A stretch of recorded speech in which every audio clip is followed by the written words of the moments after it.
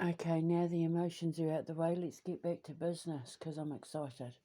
So, um, remember I was saying that I was speaking to my writing partner, my son, and my youngest does help with some of the writing. He's come up with some brilliant ideas for Van to Black. It's just he's kind of not my writing partner. He's my food business partner, and Thomas is my writing partner, but they both help in either department. However, I said to my son, because I got reminded in a video, we need to do, because I want to be the queen of Halloween.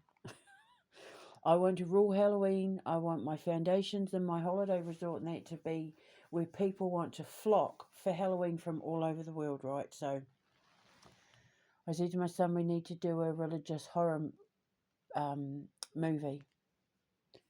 Give me some ideas. And he threw some out there, and I was like, right, okay, that's good, that's great. Let's go with it. Let's see what comes of it. Like, now that it's out in the ethers, let's pull it down and see what I can manifest from it in terms of writing. So I just went to him and I said, I've got an idea. And I mean, obviously, I'm not going to go into too much detail because, like this is literally just planting a brand new seed. But it's going to be a cross between like Evil Dead and the Da Vinci Code. Ooh, bit of John Wick in there, bit of Indiana Jones, the way I've described it to him. So this is going to be really exciting. I'm contemplating the idea of introducing, I mean, the thing is, people are going to learn from it, that's for sure. There's going to be a whole lot of learning, but basically the protagonist, yeah, he's going to open something even he wasn't expecting. He's going to get in the Quantum Menace, right? One of the Quantum Menace Mutant Legion, Asti Richardson. The character is based on my sister. Because as I keep saying, my characters that I write are inspired by a lot of people. And it's not personal, it's just I will take, like Frankenstein, I'll take bits of everyone, bits of everything, bits of things that inspire me. It's what a writer does. The whole world is an inspiration. The whole world to a writer is a supply of inspiration for stories and characters. So I've decided, because in the Quantum Menace, Asti Richardson is an archaeologist.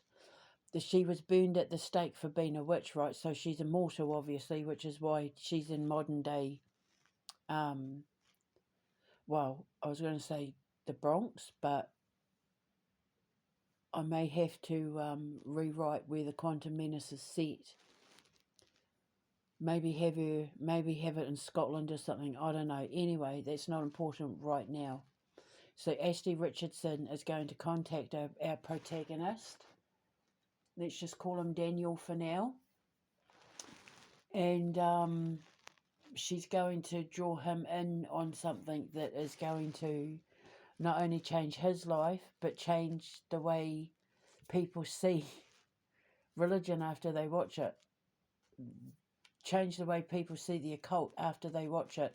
Because obviously it's going to be based on real beliefs, real theologies, real mythology, real folklore. But obviously using artistic license, but there'll be real stuff in there. I write about the real. So if I can't in all good consciousness, like I was just saying to my son, I couldn't write about sleep paralysis demon and make the sleep paralysis demon ever be the bad guy or the evil guy, because I know that sleep paralysis demon is there to save your life. So I could never turn something that I know to be good into something dark for the sake of a horror movie, other than, with there being a good valid reason, like the music box, for example. So, yeah. So this is going to get very exciting, because now I have to delve deep into, like Viking mythology and religion, basically, all different kinds of religion and their beliefs on what happens after you die if you're not a very nice person. like their concepts of hell, which is going to be fantastic learning material for the Art of Creation TV animated series. So now I'm getting all excited. It's not going to be, I mean, there could be a bit of Hellraiser in there, but the storyline I'm going sort of the thread that I'm pulling on right now is a little bit different. It's a little bit it's a little bit whoa, but it will, the everything in it will be true, as in not that it's happened in real life, but like all the stuff that is involved in it that he's up against will be real, based on real understandings, real science, real mythology, so that people will know if anything ever happened to them, like what we will write in the movie, and that they'll know what to do. Kind of like with the Porcelain Rabbit, the first book I ever wrote. Everything in there is real. Everything that happened in the Porcelain Rabbit happened in real life. The same as in And Then They Were Gone, the story that I wrote when I was locked up, and then they were gone. Everything in that happened in real life too. They're based on real events. Now, these things might not necessarily, the story for this might not necessarily be based on real events, but they'll be based on real religions and their beliefs. And how he deals with them will be real. Do you see what I mean? Even though like all the rest of it might be a bubble of imagination and creative writing, there might be some inspiration for characters taken from, people that we know or see along the way. But yeah, oh my God, I'm so excited. Because that's the thing that's going to be freaky, is that regardless of what your religion is, whether you're Muslim, Catholic, Christian, Latter-day Saint, Shinto, Taoism, whatever, I'm just making it up. I haven't researched their versions of hell yet, but it doesn't matter what you believe in. When you come out of it, you're going to have a whole different perception of what happens to you if you're a bad person when you die. Or maybe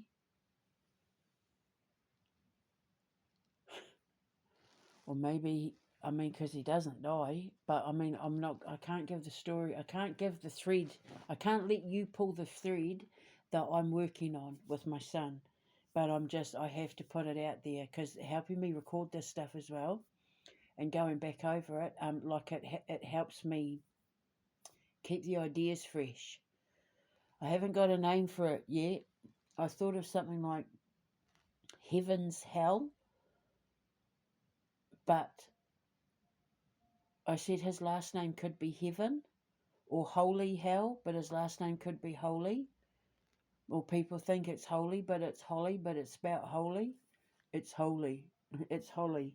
But it's spelt Holy, or it's Holy. Holly. Even I can't get his name right. We literally just planted this seed like a day and a half ago, so it's not quite germinated yet, but we're getting there, so I'm putting it out there. Heaven's Hell, Holy Hell. Holy Hell sounds good. I wonder, Holy's got to be a real name, right? A real last name. If Holy is a real last name, Holy, then I might name it Holy Hell.